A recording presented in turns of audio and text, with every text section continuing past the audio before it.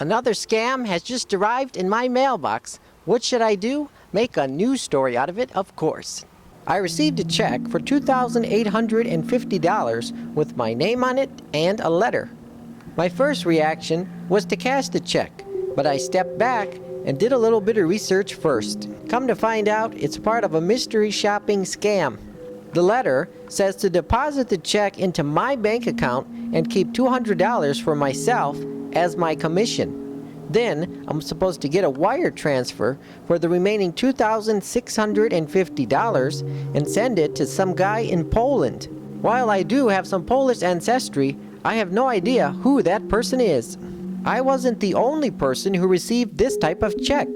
Hundreds of people reported similar checks were mailed to them, according to posts I found on ripoffreport.com. Here are some examples.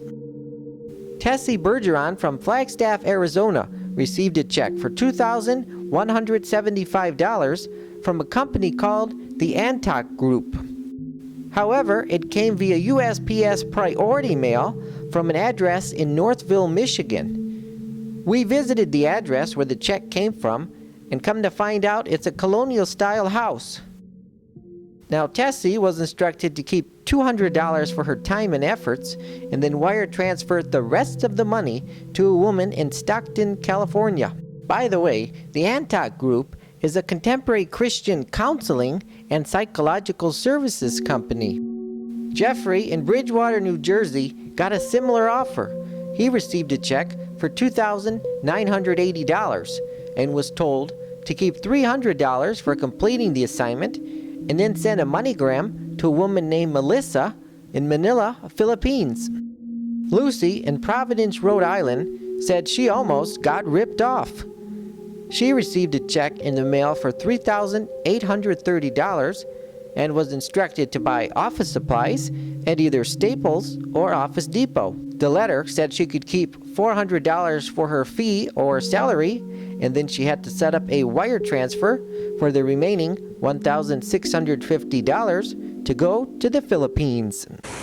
The Better Business Bureau warns that these are fake checks. People who unfortunately fell for the scam ended up having to pay their bank for the entire amount of the check.